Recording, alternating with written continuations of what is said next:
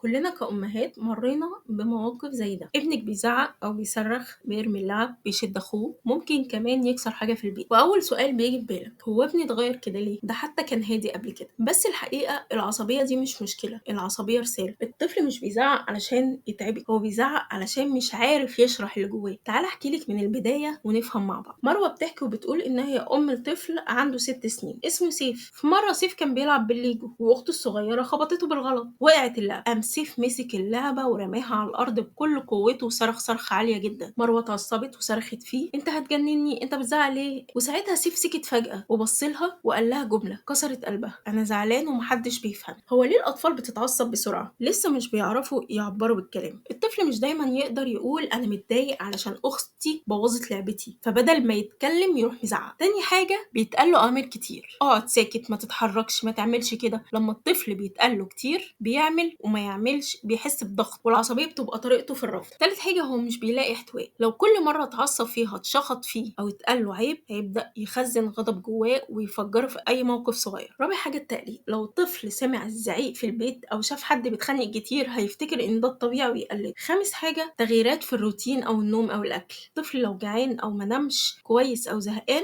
هتلاقيه دايما بيزعق من غير سبب ظاهر. طيب نعمل ايه؟ ازاي نتعامل مع الطفل العصبي؟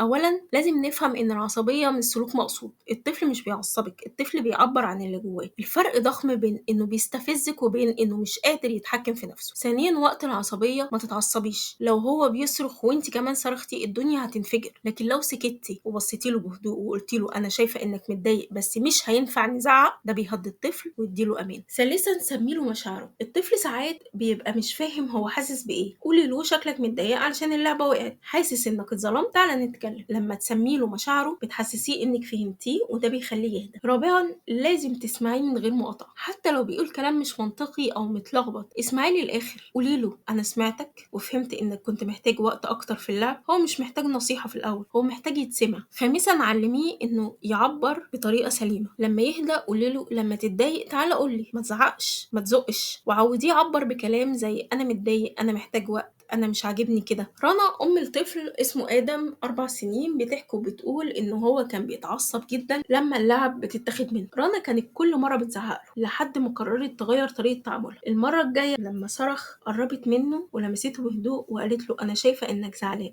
تعالى نقعد ونتكلم ونفهم بعض. ادم قعد يعيط وبعدها حضنها وقال لها انا مش بحب حد ياخد لعبي. من ساعتها كل ما يتضايق يجري يحكي لها وما بقاش بيزعق. حاجات يوميه بتقلل عصبيته. اتاكدوا انه بينام كويس، أكله متوازن، بيخرج ويلعب، عنده وقت يتحرك بحرية.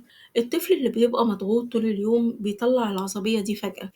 في حاجات بلاش تعمليها. أول حاجة ما تقولوش عيب أنت راجل ما تزعقش. الطفل مش راجل، الطفل محتاج يتعلم إزاي يتحكم في مشاعره مش يقمعها. بلاش الضرب والإهانة. الضرب ما بيعلمش الطفل الهدوء، الضرب بيعلمه الخوف وبيخلي الغضب جواه يزيد أكتر. ما تستهزئيش بمشاعره. لو قالك أنا متضايق علشان العربية بتاعتي وقعت ما ترديش، كل حاجة بالنسبة له كبيرة. احترمي إحساسه مهما كان. في تمرين مفيد جدا، اعملي كارت صغير عليه وش بيضحك ووش زعلان وقولي له لو حسيت إنك متضايق وعايز تقولي من غير ما تزعل وريني الكارت ده. الطفل أوقات ما بيعرفش يقول، يعرف يعبر بالإشارة. ما تنسيش الطفل العصبي مش محتاج عقاب، محتاج طبطبة واحتواء ومكان آمن يصرف في مشاعره. مش غلط يزعل، بس إحنا اللي نعلمه إزاي يزعل بطريقة صح. أنا مش عايز ابني ما يزعلش، أنا عايز ابني يتعلم يعبر عن زعله من غير ما يأذي نفسه ولا اللي حواليه.